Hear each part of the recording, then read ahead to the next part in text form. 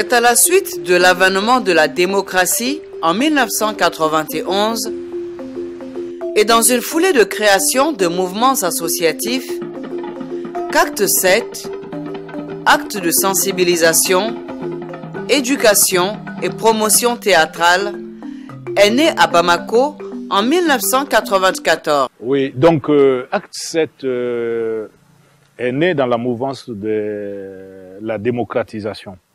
Donc en 1994, nous avons décidé de créer cette association. Il faut dire que l'association qui a existé avant Acte 7 s'appelait TRACT, Troupe de recherche, d'animation et de communication théâtrale, avec Philippe Daucher et Philippe Grenier. À l'époque, c'était sous la Deuxième République, donc c'était pas évident de créer une association au Mali. Donc nous avons créé l'association TRACT. Et à partir de 91, la chute donc du régime, nous avons dit maintenant il faut créer l'association au Mali. Parce que TRACT était créé et enregistré en France. Donc nous avons créé en ce moment Acte 7 au Mali. De nombreux artistes, comédiens, metteurs en scène et professeurs provenant de l'Institut national des arts mettent alors leurs idées et motivations en commun afin de démarrer ce projet. Donc à partir de 1994, nous allons commencer la réflexion par rapport au développement de la culture au Mali. Et rapidement, nous allons lancer le Festival du théâtre des réalités. Je vous souhaite tous les bienvenus au Festival du théâtre des réalités Bamako, Mali. En 1996, la première édition du Festival des réalités portant sur le sida s'avère un véritable succès. Mais il faut attendre 1999 pour que l'organisation jouisse d'une consécration dans le milieu culturel et s'assure une visibilité internationale grâce à la distinction du prix UNESCO pour la promotion des arts dans le cadre de la mise en scène de Une hyène à Jean de l'auteur Massamakan Diabaté. Par ailleurs, en 2000, le Festival du théâtre des réalités devient une biennale.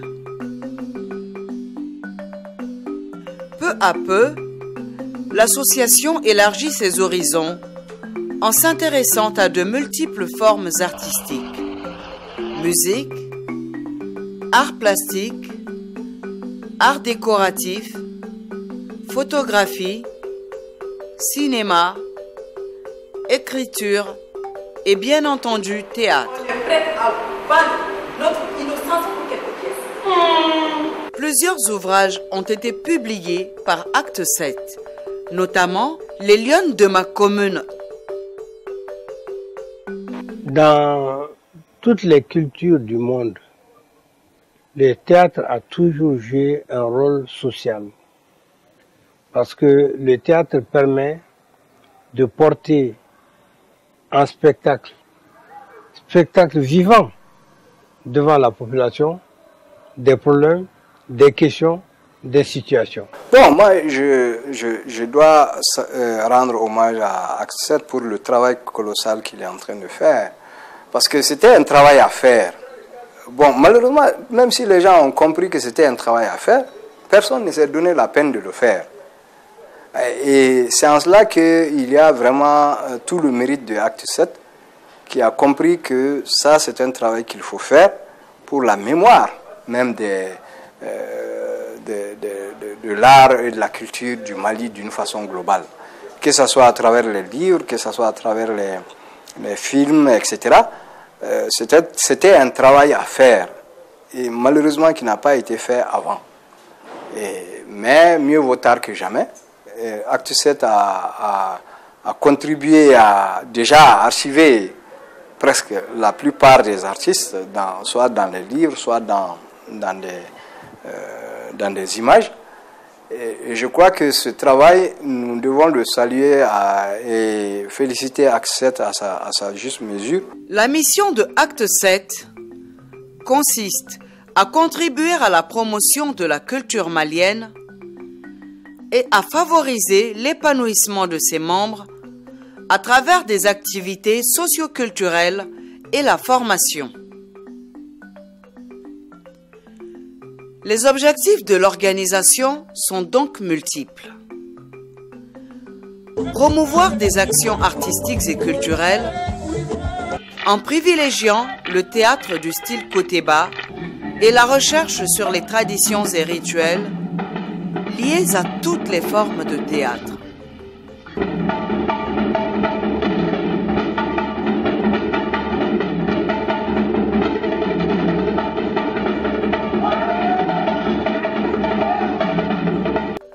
Former du personnel au poste technique, régie, lumière, au journalisme culturel, ainsi qu'à l'organisation d'événements culturels. Perfectionner les jeunes sortant de l'INA. Favoriser l'intégration de la culture dans l'économie malienne. Le théâtre de création. Acte 7 crée et met en scène au moins 2 créations par an que nous présentons au public tant à Bamako que dans les municipalités membres du réseau Sirabo. Sirabo, qui veut dire en Bambara, tracer la route. Et en clair, il s'agissait d'une volonté de l'association de pouvoir aider quelques communes, notamment une dizaine de communes que nous avons ciblées, et les aider à l'animation culturelle de ces communes, mais aussi les aider à élaborer une politique culturelle communale. Nous avons décidé en 2008 de devenir le partenaire de Acte 7 pour un programme, le premier programme pluriannuel de Acte 7 2008-2010. Et avec notre soutien, l'Acte 7 a fait des créations artistiques, la promotion de la culture malienne, et puis a stimulé vraiment la diversification culturelle. Moi, je suis très contente de notre partenariat et la collaboration. Je trouve que Acte 7 est vraiment une association très active, avec une équipe vraiment dévouée et un directeur avec une vision culturelle très claire et très stimulante. Je trouve les résultats vraiment impressionnants. Par exemple, la création, l'Accept a déjà organisé 10 éditions de Festival des réalités. Ils ont fait beaucoup pour la promotion de la culture malienne, par exemple avec la publication des guides, par exemple la guide des artistes plasticiens, mais aussi une guide sur les instrumentalistes. Et puis, un autre aspect très important de l'Accept est l'approche décentrale. L'Accept a commencé une collaboration étroite avec 10 communes et ça marche très bien. Nous mettons en place, avec des ONG demandeuses, un partenariat afin qu'elles utilisent le théâtre comme outil de communication dans leur campagne de prévention ou de sensibilisation afin d'arriver à une prise de conscience aboutissant à un changement de comportement de la population sur des thèmes variés. Beaucoup de programmes d'Helvetas utilisent des activités culturelles pour faire des sensibilisations sur le terrain, notamment le théâtre. Et c'est là où Acte 7 joue un rôle assez important avec Helvetas. Donc, nous avons un partenariat qui existe depuis plusieurs années. Ça a commencé tout au début quand Adama Traoré était metteur en scène de la troupe d'eau et au début du processus de décentralisation. Acte 7 est un partenaire important pour Helvetas au niveau du travail qu'ils font pour sensibiliser la population au niveau de l'importance de la culture et aussi sur l'élaboration des stratégies qu'ils font sur le terrain avec les communes. Le son dans le vestibule. Projet mené avec l'ONG belge Quinoa qui permettent à des jeunes Belges de venir confectionner avec des enfants maliens des instruments de musique traditionnels encadrés par des professionnels. Mais ces 3 dernières années, nous étions particulièrement sur un plan triennal.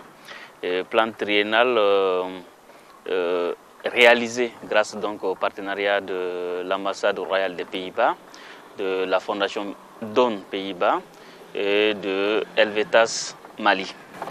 Et c'est des 3 années qu'on est en contact avec Accet. Et on a financé, on a donné une subvention structurelle à Accet parce que nous trouvons qu'Accet est une institution très importante pour favoriser le développement de la culture en général à Mali, mais spécifiquement du théâtre. Et oui, nous sommes très contents que maintenant, avec notre subvention et des autres partenaires, ils ont réussi de mettre en place une équipe plus permanente et maintenant ils sont en train de développer un réseau dans des autres villes à Mali. Donc c'est un travail très extraordinaire. Nous nous admettons, au même titre que le cabinet d'expertise comptable IRI Expertise, qui a fait l'évaluation financière de la gestion de Accet, que alors, la règle de bonne gestion est bel et bien appliquée à Accet. En résumé, le but premier d'Acte 7 est que toute personne doit pouvoir participer à la vie culturelle de son choix et exercer ses propres pratiques culturelles dans les limites qu'impose le respect des droits de l'homme et des libertés fondamentales. Association culturelle Acte 7 est sise à ACI 2000, Amdalaï, rue 390, porte 1214, à côté de l'hôtel Radisson. Site web www.acte7.org.